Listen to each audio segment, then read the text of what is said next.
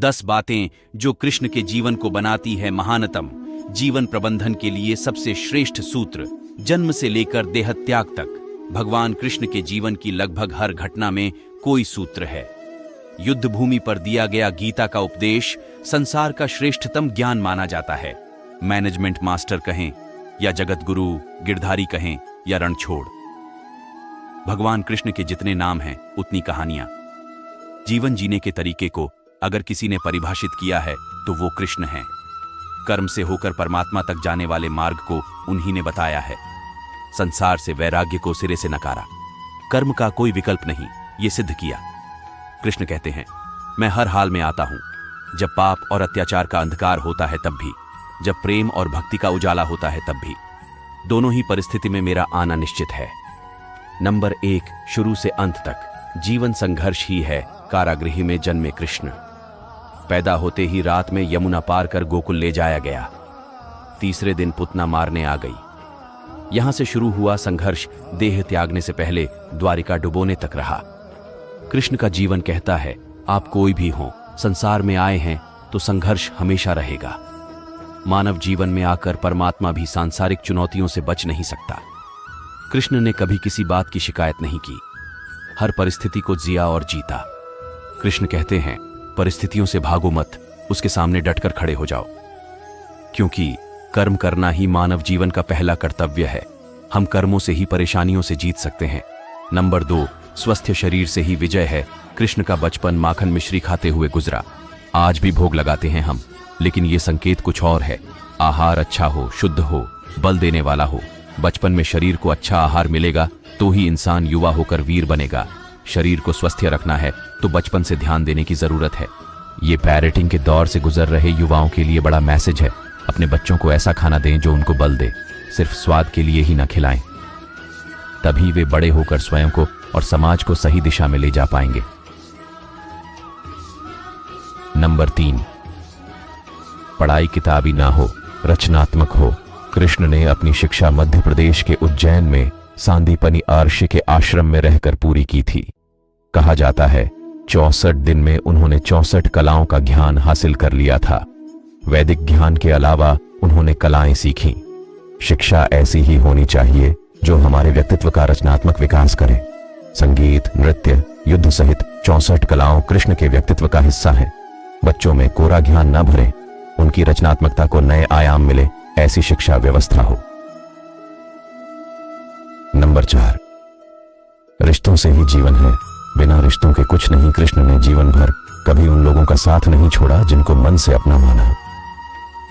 अर्जुन से वे युवावस्था में मिले, ऐसा महाभारत कहती है, लेकिन अर्जुन से उनका रिश्ता हमेशा मन का रहा। सुदामा हो या उद्धव, कृष्ण ने जिसे अपना मान लिया उसका साथ जीवन भर दिया। रिश्तों के लिए कृष्ण ने कई लड़ाइयां लड़ी और रिश्तों से ही कई लड़ाइयां जीती।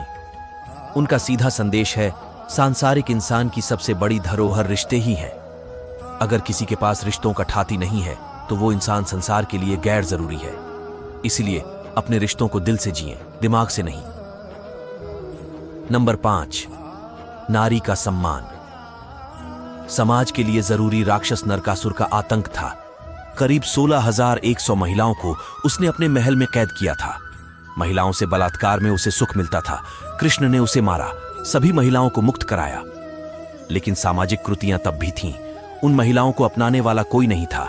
खुद उनके घर वालों ने उन्हें दूषित मानकर त्याग दिया। ऐसे में कृष्ण आगे आए, सभी 16,100 महिलाओं को अपनी पत्नी का दर्जा दिया। समाज में उन्हें सम्मान के साथ रहने के लिए स्थान दिलाया। कृष्ण ने हमेशा नारी को शक्ति बताया, उसके सम्मान के लिए तत्पर रहे। पूरी महाभारत नारी के सम्मान के लिए ही लड़ी गई। सो आप कृष्ण भक्त हैं तो अपने आसपास की महिलाओं का पूरा सम्मान करें। कृष्ण की कृपा पाने का यह सरलतम मार्ग है। नंबर 6, आपके मतभेद अगली पीढ़ी के लिए बाधा ना बने। कम ही लोग जानते हैं कि जिस दुर्योधन के खिलाफ कृष्ण ने आजीवन पांडवों का साथ दिया, उसकी मौत का कारण भी कृष्ण की कूटनीति बनी। वो ही दुर्योधन रिश्ते में कृष्ण का समधि भी था। कृष्ण के पुत्र सांब ने दुर्योधन की बेटी लक्ष्मणा का अपहरण करके उससे विवाह किया था, क्योंकि लक्ष्मणा सांब से विवाह करना चाहती थी, लेकिन दुर्योधन खिलाफ था। सांब को कौरवों ने बंदी भी बनाया था। तब कृष्ण ने दुर्योधन को समझाया था कि हमारे मतभेद अपनी जगह हैं, लेकिन हमारे विचार हमारे बच्चों के भविष्य में बाधा नहीं बनने चाहिए। दो परिवारों के आपसी झगड़े में बच्चों के प्रेम की बलि न चढ़ाई जाए। कृष्ण ने लक्ष्मणा को पूरे सम्मान के साथ अपने यहां रखा। दुर्योधन से उनका मतभेद हमेशा रहा, लेकिन उन्होंने उसका प्रभाव कभी लक्ष्मणा और सांब की गृहस्थी पर नहीं पड़ने दिया। नंबर 7, शांति का मार्ग ही विकास का रास्ता है। कृष्ण ने महाभारत युद्ध के पहले शांति से समझौता करने के लिए पांडवों और कौरवों के बीच मध्यस्थता की। हालांकि दोनों ही पक्ष युद्ध लड़ने के लिए आतुर थे, लेकिन कृष्ण ने हमेशा चाहा कि कैसे भी युद्ध टल जाए। झगड़े से कभी समस्याओं का समाधान नहीं होता है। शांति के मार्ग पर चलकर ही हम समाज का रचनात्मक विकास कर सकते हैं। कृष्ण ने समाज की शांति से मन की शांति तक दुनिया को यह समझाया कि कोई भी परेशानी तब तक मिट नहीं सकती जब तक वहां शांति ना हो। फिर चाहे वो समाज हो या हमारा खुद का मन, शांति से ही सुख मिल सकता है, साधनों से नहीं। नंबर 8, हमेशा दूरगामी परिणाम सोचें। महाभारत में जुए की घटना के बाद पांडवों को वनवास हो गया। कृष्ण ने अर्जुन को समझाया कि यह समय भविष्य के लिए तैयारी करने का है। महादेव शिव, देवराज इंद्र और दुर्गा की तपस्या करने को कहा। कृष्ण जानते थे कि दुर्योधन को कितना भी समझाया जाए, वो पांडवों को कभी उनका राज्य नहीं लौटाएगा। तब शक्ति और सामर्थ्य की जरूरत होगी। कर्ण के कुंडल कवच पांडवों की जीत में आड़े आएंगे, ये भी वे जानते थे। उन्होंने हर चीज पर बहुत दूरगामी सोच रखी। कोई भी फैसला तात्कालिक आवेश में नहीं लिया। हर चीज के लिए आने वाली पीढ़ियों तक का सोचा। यही सोच समाज का निर्माण करती है। नंबर 9, हर परिस्थिति में मन शांत और दिमाग स्थिर रहे।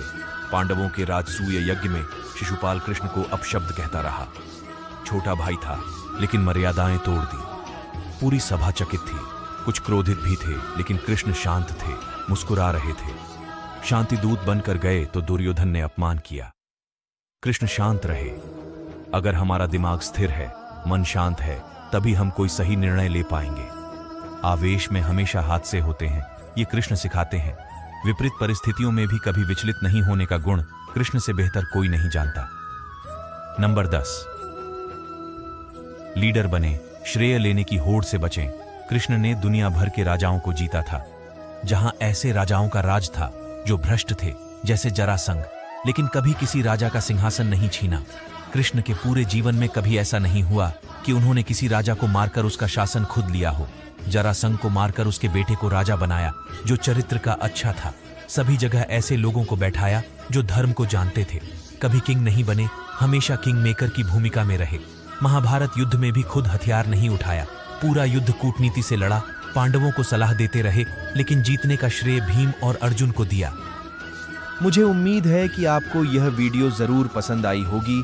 अगर पसंद आई है तो वीडियो को लाइक, शेयर, कमेंट जरूर करें और चैनल को जरूर सब्सक्राइब करें और नोटिफिकेशन बेल को ऑन कर दें ताकि हमारी वीडियो का अपडेट मिलती रहे।